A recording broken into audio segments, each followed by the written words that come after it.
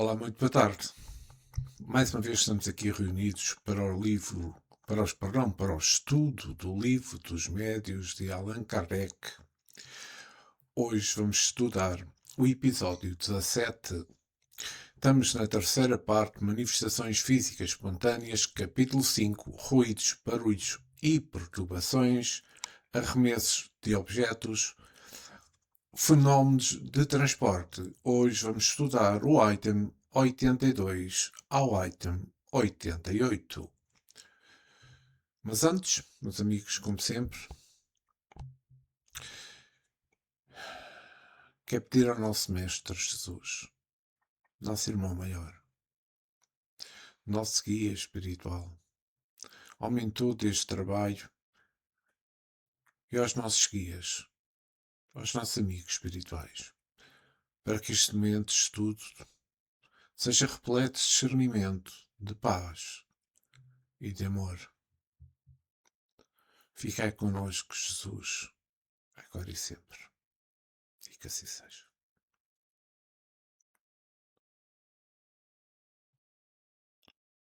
Bem, então, vamos dar início ao nosso estudo. Como eu disse, vamos começar pelo estudo do item 82. Aqui só.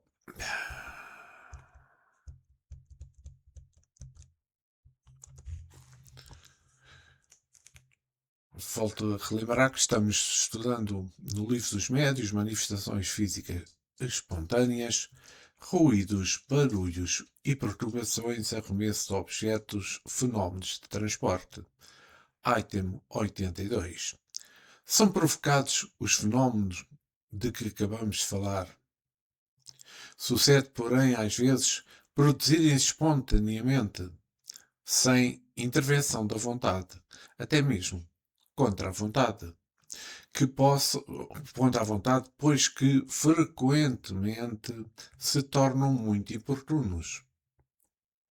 Além disso, para excluir a suposição de que possam, aliás, ser efeito de imaginação sobrescitada pelas ideias espíritas, há uma circunstância que se produz entre as pessoas que nunca ouviram falar disso, exatamente, quanto menos, por semelhante coisa, esperavam. Tais fenómenos a que não se poderia dar o nome de espiritismo prático, natural, são muito importantes, pois não permitirem a suspeita da conivência. Por isso mesmo, recomendamos às pessoas que se ocupam com os factos espíritas que registrem todos os de esse género que lhes cheguem ao conhecimento, mas sobretudo que lhe verifiquem cuidadosamente a realidade, mediante pormenorizado estudo de circunstâncias, a fim de adquirirem a certeza de que não são joguetes de uma ilusão ou de uma mistificação. Então, este item 82, desculpa, aqui só um pequeno acerto de câmara, e como veem, estou, como se costuma dizer, agasalhado, porque hoje está um dia de frio, um dia de inverno, um dia de muita chuva, um dia realmente, como ia dizer, próprio da época, que é a realidade. Então, neste item 82, aborda-se sobre a natureza dos espíritos, clarificando, só aumentar um pouco isto, clarificando que, embora não materiais, não são imateriais, no sentido absoluto, como se costuma dizer, não é? Sendo mais correto defini-los como incorpóreos. Trata-se de uma matéria extremamente quintessenciada, ou seja, eterizada, que escapa aos sentidos humanos e da qual não temos comparações diretas. São aquelas coisas que nós temos que pôr na gaveta, porque não é para nós aprendermos neste momento que estamos aqui na Terra, neste momento de transição espiritual. É para aprendermos no futuro. Esta é a minha opinião. Como Kardec disse no Livro dos Espíritos, no capítulo 1, A Origem e Natureza dos Espíritos, na pergunta 76 a 83, ele transmitiu-nos que são definidos como seres inteligentes da criação, imateriais ou incorpóreos e, sobretudo, imortais, constituindo a individualização do princípio inteligente do universo criado por Deus. Eles não são eternos, tiveram um princípio, mas têm a evolução como destino, passando por diversos graus até à perfeição, agindo sobre a matéria como agentes de vontade divina. Os Espíritos explicam que a nossa linguagem, isto, se estudar no Livro dos Espíritos, poderão ver essas respostas dos Espíritos superiores, na qual explicam que a nossa linguagem é insuficiente para definir a natureza deles. É quase uma comparação com o cego de nascença a tentar definir a luz. A essência do espírito difere da matéria comum, a física, sendo matéria quintessenciada, que ainda é uma forma de substância, mas muito mais sutil. Esta resposta situa o espírito como um ser real que ele é. Um ser existente, mas não sujeita às leis da matéria densa, possuindo uma matéria etérea própria. Então, vamos continuar com o nosso texto. Item 83. De todas as manifestações espíritas, as mais simples são os ruídos e as pancadas, escreveu Kardec. E é aqui principalmente que é necessário temer a ilusão, porque uma infinidade de causas naturais pode produzi-las. O vento que sopra, ou que agita um objeto, um corpo causa de sua posição para que se move sozinho, sem que se aperceba. Um efeito acústico, um animal escondido, um inseto, etc. etc. Até mesmo brincadeiras de mau gosto. Os ruídos espíritas têm, aliás, um caráter particular, apresentando uma intensidade e timbre muito variadas, que os torna facilmente reconhecíveis e não permitem confundi-los com os talitos da madeira, o crespitar do fogo, o tic-tac monótono de um relógio. São pancadas secas, às vezes surdas, fracas, leves, algumas vezes claras, distintas, outras vezes barulhentas, que trocam de lugar e se repetem sem ter uma regularidade mecânica. De todos os meios de controle, os mais eficazes, aquele que não pode deixar dúvidas sobre a sua origem, é a obediência à nossa vontade. Se os golpes se fazem ouvir no lugar designado, se respondem ao pensamento, temos de reconhecer neles uma causa inteligente. Mas a falta de obediência nem sempre prova o contrário. Aqui, peço imensa desculpa, vou voltar atrás, que tive aqui um pequeno senão. Então, neste item 83,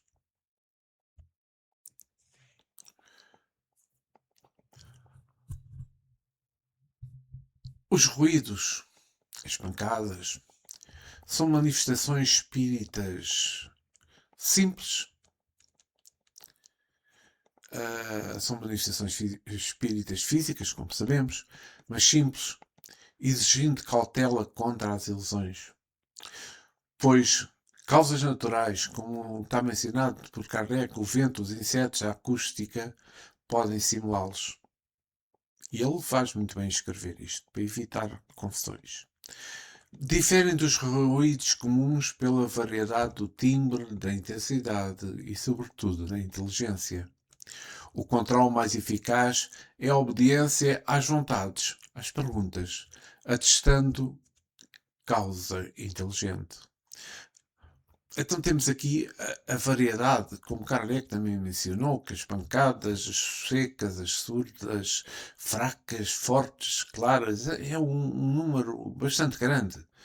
Elas não possuíam cadência mecânica. Elas mudam de lugar e repetem-se. Respondem ao pensamento e obedecem a comandos do lugar. Embora a falta de obediência não a anule totalmente. Elas devem ser eliminadas causas materiais como o vento, os objetos que se movem, os insetos, brincadeiras, etc. Essas manifestações visam chamar a atenção para a realidade do mundo espiritual, que muitas vezes deixamos passar ao lado. E realmente este item 83 sublinha que, excluídas as causas naturais, os ruídos inteligentes indicam a presença de corpos, ou melhor, de seres incorpóreos. Muitas vezes espíritos inferiores, agindo sob comando de superiores para demonstrar são do poder. E então, vamos então para o item 84. Admitamos agora que, depois de uma constatação minuciosa, tem-se a certeza de que os ruídos e todos os outros efeitos são manifestações reais. É racional se assustar? Olha que pergunta de Kardec. E ele responde logo de seguida: não. Seguramente porque em nenhum caso oferece o menor perigo. As pessoas persuadidas de que é o diabo podem ser afetadas de uma maneira desagradável, como as crianças que temem o lobisomem e o bicho-papão. Essas manifestações adquirem, em certas circunstâncias, proporções e persistências desagradáveis, das quais se tem o desejo natural de se embaraçar. Uma explicação sobre o assunto é necessária. E é claro que é necessária. Porque não se torna racional assustar-se com manifestações físicas reais, como os efeitos, os ruídos, etc. Porque, por vezes, embora incómodas, poderei dizer assim, e persistentes também, não oferecem perigo real. Uma comparação engraçada é que, como uma assemelhação ao medo infantil do lobisomem, que existia de antes em certas crenças, o pânico surge da crença errada no diabo, exigindo uma explicação racional para lidar com o desejo natural de se livrar desses fenómenos. E este livro dos médios realça que o temor é infundado, porque tais fenómenos, por si só, não trazem perigo físico, agindo mais sobre o psicológico devido às superstições. E esta comparação com o lobo homem, com o bicho papão, sublinha que o susto é fruto da imaginação e da falta de conhecimento sobre a natureza dos espíritos. Embora desagradáveis e por vezes persistentes, como está escrito por Kardec, estas ocorrências exigem um entendimento lógico, um estudo espírita, melhor dizendo, para que as pessoas não se deixem dominar pelo medo, mas sim compreendem a causa para a procura da solução adequada. E vamos continuar para o item 85. Já dissemos que as manifestações físicas têm por finalidade chamar a nossa atenção sobre alguma coisa e de nos convencer de uma força superior ao homem. Dissemos também Continuou Kardec, que os espíritos elevados não se ocupam dessas espécies de manifestações. Servem-se dos espíritos inferiores para produzi-las, como nos servimos de empregados para as tarefas pesadas. Uma vez que a finalidade foi atingida, a manifestação material cessa, porque não é mais necessária. Um dos exemplos explicarão melhor este assunto. E aqui a ideia central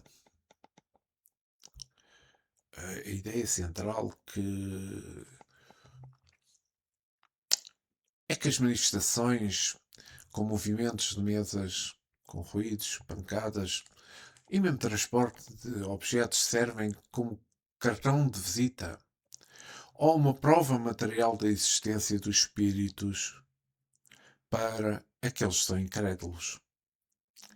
Quando o objetivo de convencer ou chamar a atenção é alcançado, o fenómeno cessa por ser desnecessário. Aqui estão alguns exemplos mencionados por Kardec que explicam essa teoria.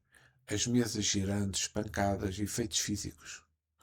Kardec cita o movimento das mesas, das batidas, como exemplos mais simples e iniciais.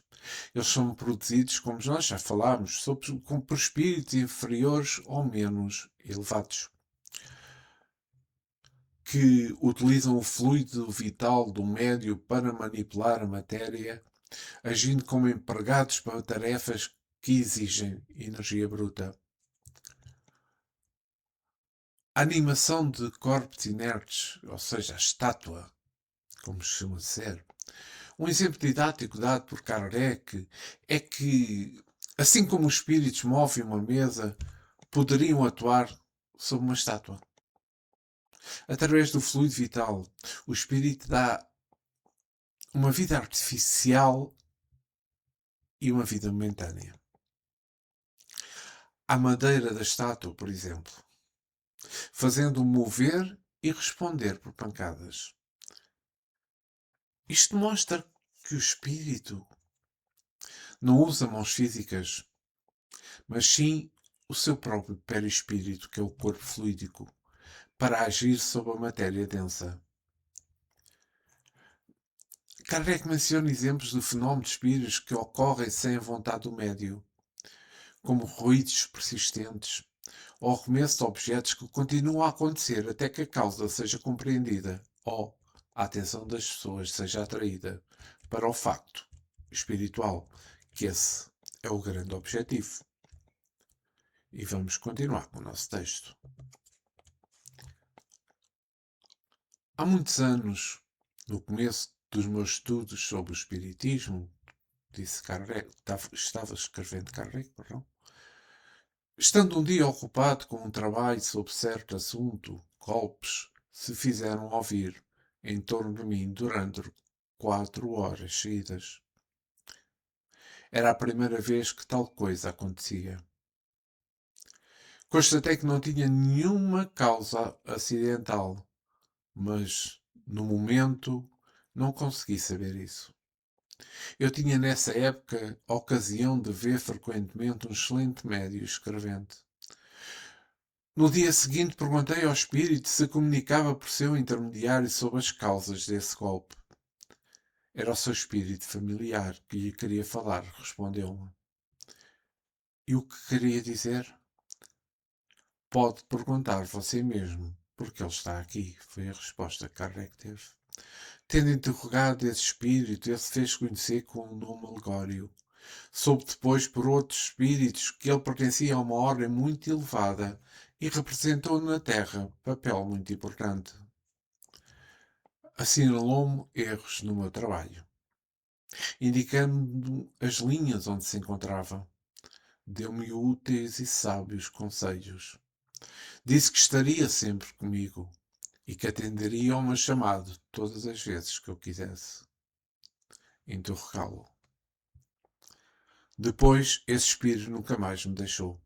Ele me deu muitas provas de uma grande superioridade e da sua intervenção benfazeja e eficaz, Ajudou-me nos assuntos da vida material, como nos na vida, perdão, como nas coisas metafísicas.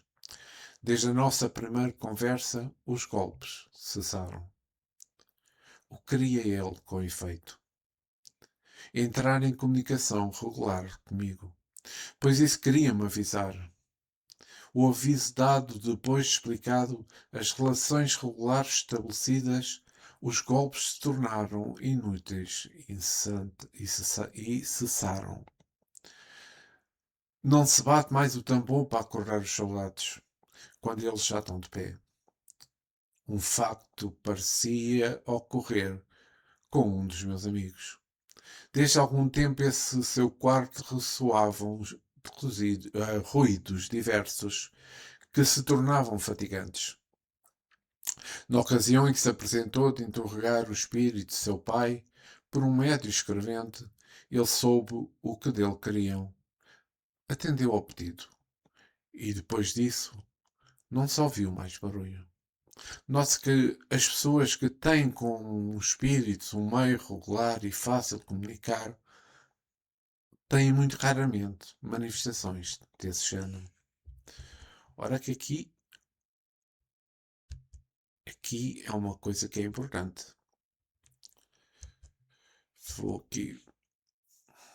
Peço desculpa só beber um pouco de água.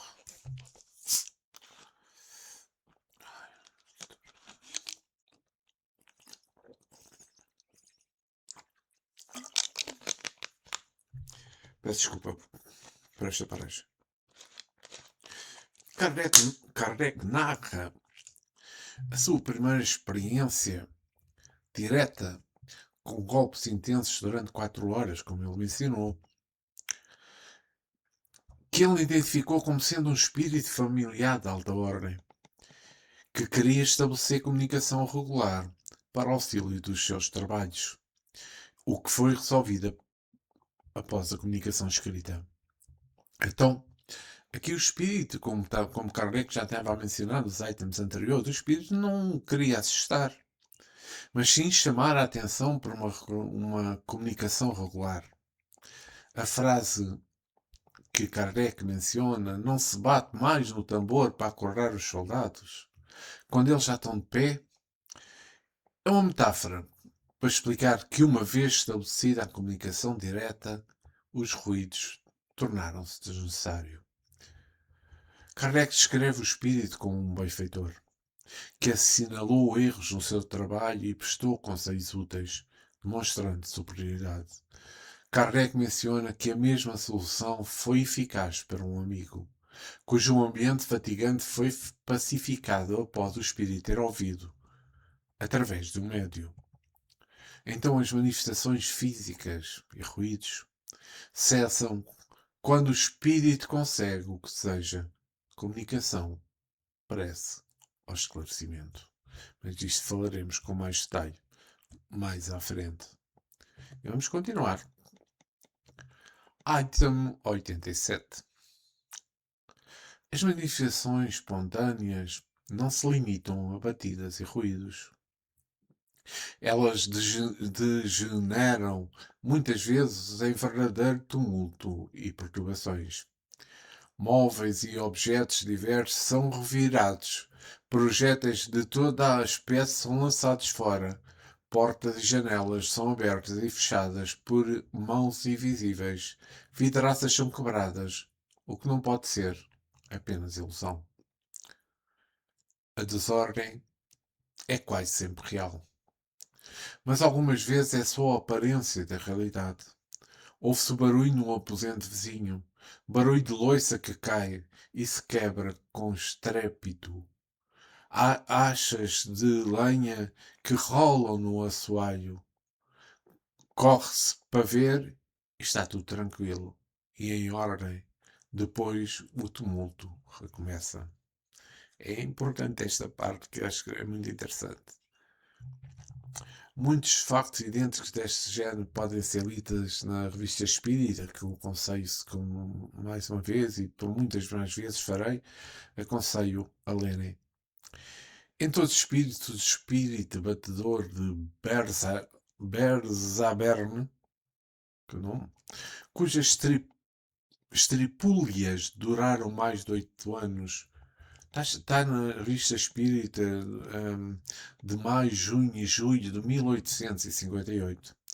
O de Dibelsdorf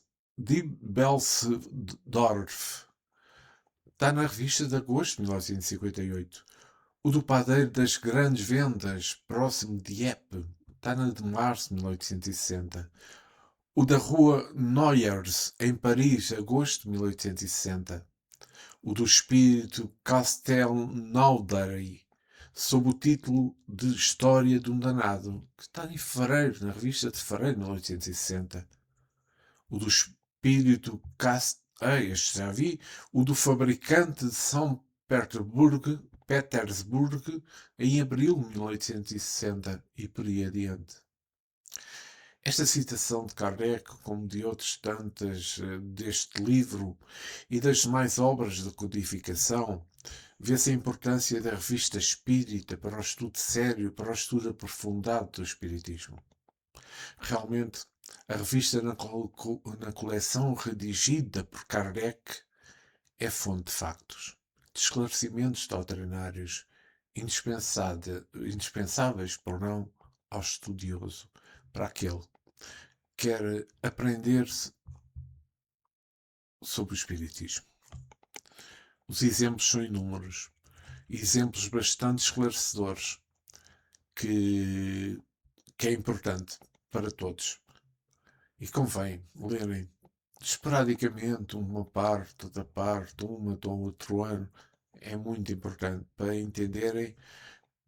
Depois, com o estudo do Livro dos Espíritos e posteriormente com o estudo, como nós estamos a fazer aqui do Livro dos Médiuns, vocês verão que a compreensão sobre estes factos e outras muitas ocorrências aprenderão o porquê, o como, o porquê que acontece, qual é as causas porque acontece, qual é o objetivo que acontece. Isto é muito importante.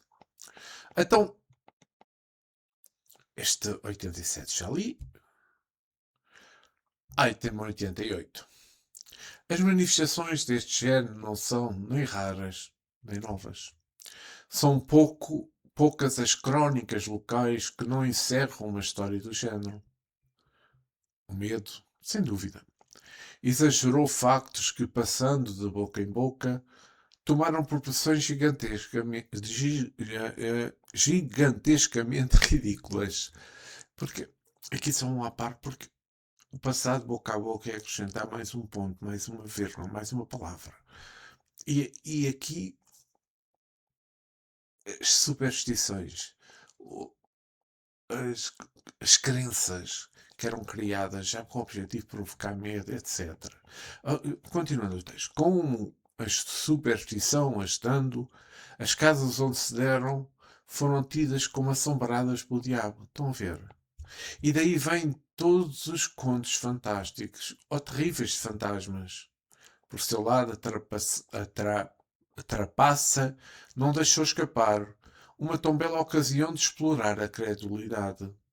E isso em proveito de interesses pessoais. Entende-se de resto a impressão de que factos desse género, mesmo reduzidos à realidade, podem fazer sobre personalidades fracas e predispostas por educação às ideias supersticiosas. O meio mais seguro de prevenir os inconvenientes que possam ter, pois não se pode impedi-los, é fazer conhecer a verdade. As coisas mais simples se tornaram assustadoras quando a causa é desconhecida. E é mesmo isto. Quando se tiver familiaridade com os espíritos e com os quais se manifestam, não mais creem ter uma legião de demónios atrás de si. Não terão mais medo. É que é importante. E pode-se ver na revista Espírita o relato de muitos factos idênticos deste género. Entre outros, a história do batedor de Berzagbern, cujas estrepelias duraram mais de 8 anos. Há aqui várias coisas, como eu mencionei, podem ler na revista Espírita, que é importante. Então, refletindo um pouco sobre estes itens 82 e 88 que lemos, por que será que foram igualmente importantes as manifestações físicas espontâneas? Não só as manifestações físicas que acontecia com a mesa, ah, com as mesas giratórias, como se chamavam na altura. Ou seja, as manifestações físicas espontâneas foram fundamentais no início do Espiritismo, porque serviram como uma prova inegável da existência de uma força extra-humana, uma força extra-humana atuando fora do controle de médios profissionais ou de sessões organizadas. É, ao ocorrerem de uma forma inesperada e muitas vezes contra a vontade dos envolvidos, elas eliminaram a suspeita de fraude e charlatanismo, demonstrando a realidade do mundo espiritual. Os principais motivos para a importância destas manifestações, conforme estudado por Allan Kardec, quanto a mim incluem a evidência de isenção de fraude. Como acontece de maneira súbita, os ruídos, as batidas e movimentos de objetos, também chamados poltergeist, poltergeist. Esta palavra para mim sempre foi uma confusão, sei lá. Em locais sem histórico espírita, provam que o fenómeno não é forjado, como se diz. Ou seja, temos aqui a ação dos espíritos inferiores. Eles frequentemente produzidas por espíritos em estágio mais simples de evolução. Essas manifestações servem como um chamado de atenção para a existência da vida espiritual, forçando a própria investigação. O início da comunicação inteligente. Embora sejam fenómenos físicos, se obedecerem a ordens ou responderem a perguntas pelo ritmo das batidas, por exemplo, demonstram inteligência, sendo o primeiro passo para a comunicação mais elaborada.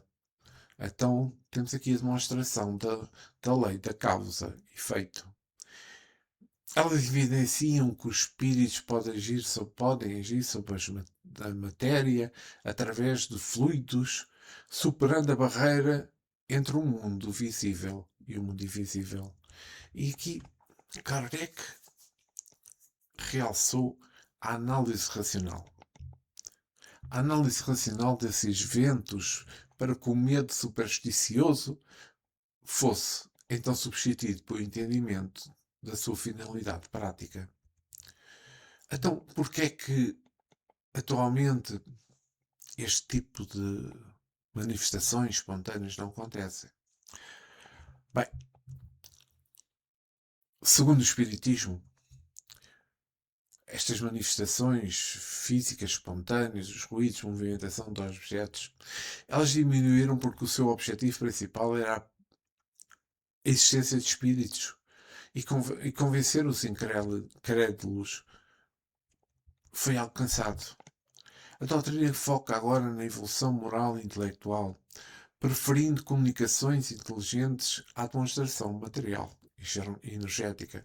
Mas, contudo, continua a haver casos deste tipo de manifestações, mas aí tem a ver que quando essas pessoas têm afinidade com espíritos inferiores, aí pode haver o lançamento de objetos que estão em armários, coisas a caírem, etc. Mas temos que compreender que tudo isto serve para alertarmos sobre a existência de espíritos. Tudo isto serve para alertarmos sobre a renovação moral que nós devemos fazer. Tudo isto serve para abrirmos os olhos na evolução moral e intelectual que é necessária. Continuando, as manifestações físicas serviram para chamar a atenção para a realidade espiritual com a consolidação do espiritismo. A necessidade destes fenómenos grosseiros, principalmente as mesas, e isso acabaram. O espiritismo foca-se na moralidade. O espiritismo privilegia a comunicação intelectual, para a instrução moral, em vez de fenómenos que apenas servem de curiosidade, na maior parte das vezes. Então aqui temos a necessidade de médios especiais. Esses fenómenos existem o ectoplasma, o fluido animal, de médios específicos. Médios que são específicos para os efeitos físicos, que cada vez são mais raros. A ação dos espíritos inferiores. Geralmente, fenómenos físicos são produzidos por espíritos de ordem inferior, como já mencionei várias vezes. Espíritos superiores não se ocupam de travessuras ou movimentação material. A evolução da humanidade. Pois, meus amigos, à medida que a humanidade evolui, a necessidade de provas materiais tangíveis diminui, sendo substituída, neste caso, por compreensão racional.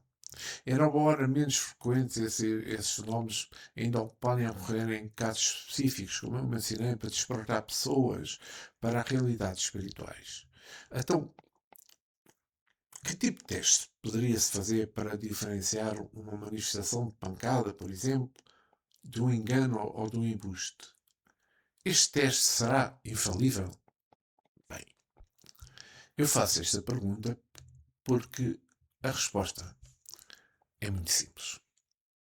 Bastante simples. O teste inteligente. Se as respostas se configurarem independentemente do médio ou da vontade de quem as invoca, evidencia que vem de uma inteligência independente.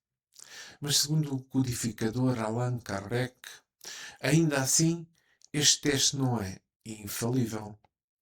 Pois se for um embuste, a suposta inteligência pode ser a do encarnado mal intencionado. Então, eu falei há bocado, mas volto a perguntar. Então, porquê que se sente medo, perdão, dessas manifestações?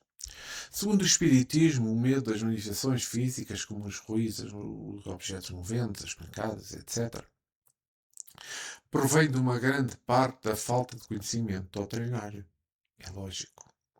Da surpresa e da associação desses fenómenos com superstições ou entidades malévolas. Kardec explica que, embora assustadores, esses fenómenos são geralmente causados por espíritos inferiores, que procuram chamar a atenção ou se comunicar agindo através de fluidos de médios despreparados. Os principais motivos para o medo, eu também já falei nisto, mas volto a repetir, segundo a visão espírita, incluem as manifestações espontâneas surpreendentes, quebrando a normalidade e gerando insegurança. Tudo aquilo que acontece fora do normal gera-se insegurança na sociedade, gera-se insegurança nas pessoas. Aquelas crenças limitantes, o medo de fantasmas, as assombrações ou trabalhos espirituais como existe. Não quero alongar, não quero comentar, mas como existem macumbas, muitas vezes alimentado por educação religiosa equivocada às histórias populares. A falta de estudo é tão importante. A incompreensão de que a maioria dos fenómenos não é malévola, mas sim espíritos sofredores ou curiosos tentando contacto. E como sabemos, as manifestações intensas podem ser causadas por espíritos também obsessores, o que assusta pela perseguição, mas o Espiritismo ensina. O Espiritismo ensina que o conhecimento e a oração neutralizam esses efeitos. Orai e vigiai. Então como é que podemos superar esse medo? Entender um mecanismo único transforma o susto em compreensão. Reconhecer que na maioria das vezes o fenómeno tem um propósito, muitas vezes apenas desperta para a realidade espiritual. Manter a calma, orar, pois o medo exagerado alimenta o espírito. Resumindo, o medo é um reflexo do desconhecimento da imortalidade da alma e também da lei da causa e efeito, que o estudo da doutrina espírita visa esclarecer. Então, volto a perguntar, porquê é que o medo pode ser considerado irracional? Pois aí, isto vai fazer-me repetir, mas, segundo o Espiritismo, o medo classifica-se entre natural e irracional. Perdão, natural e instintivo, peço desculpa, necessário à autopreservação, e patológico ou irracional, que é no desequilíbrio da alma. O medo patológico surge de traumas passados que nós temos, culpas inconsistentes ou de obsessão espiritual, manifestando-se como pânico ou também como fobias. A fé, o evangelho no lar e o autoconhecimento são remédios indicados. Então, o medo natural ou prudência é um instinto de conservar a emoção fundamental que protege o espírito em sua evolução, evitando perigos físicos reais. O medo patológico ou irracional. Medos exagerados, sem causa aparente ou paralisantes, inclui fobias e a síndrome do pânico. E por vezes têm origem nas vidas passadas. Muitas fobias atuais têm origens em traumas de reencarnações anteriores, cujas memórias estão no nosso inconsciente. Também a culpa inconsciente.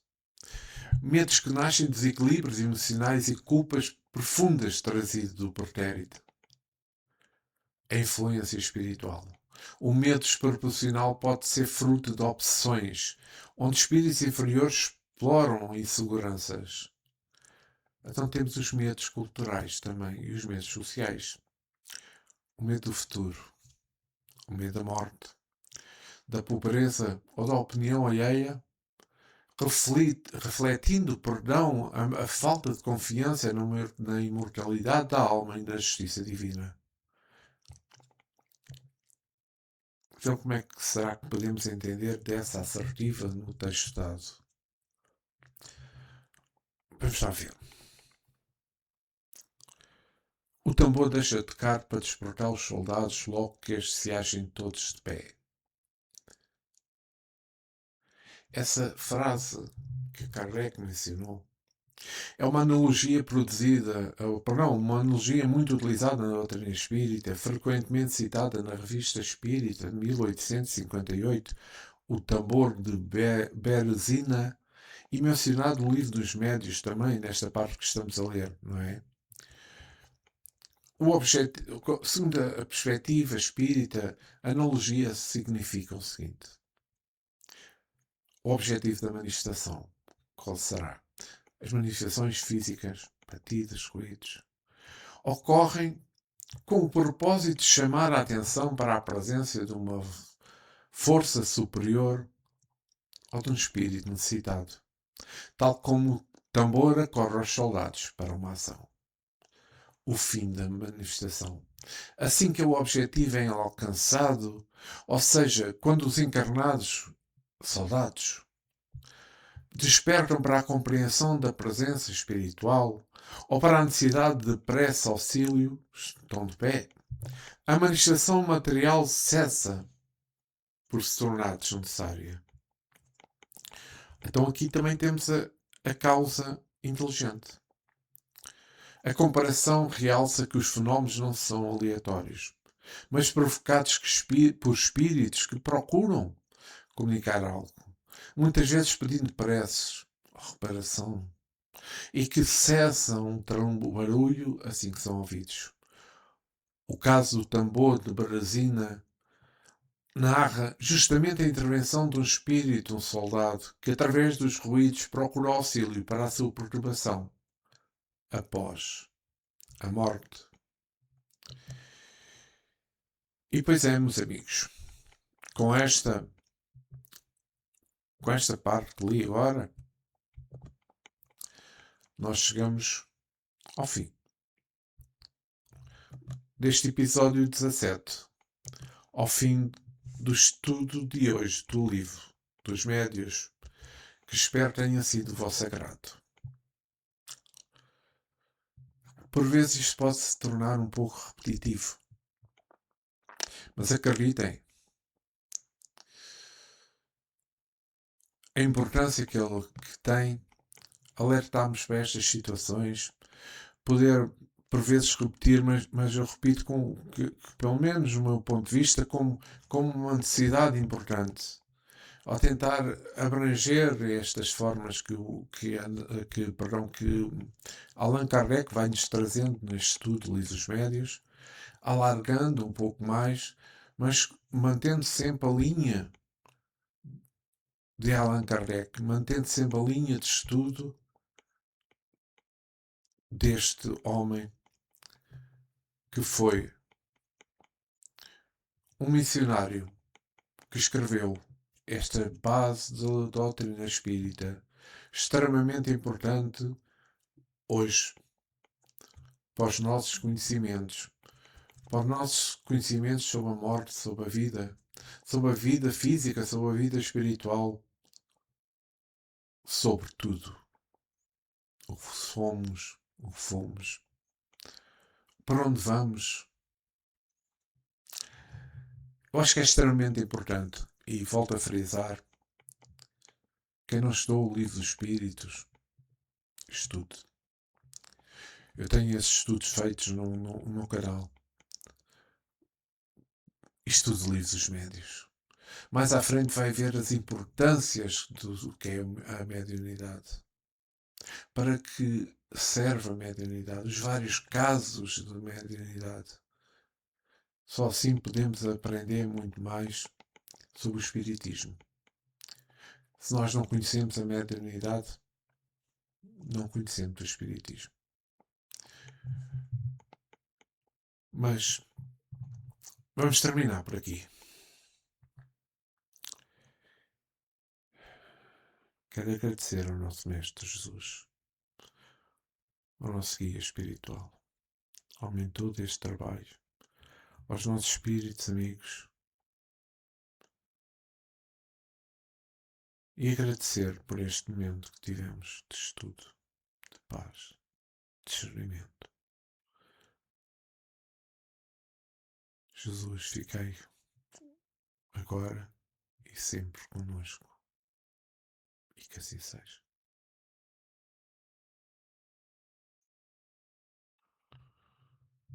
Obrigado por terem estado comigo no estudo do Livro dos Médios, neste episódio 17. Voltarei para a semana com o episódio 18. Muita paz, uma boa semana para todos. E que Jesus permaneça sempre convosco.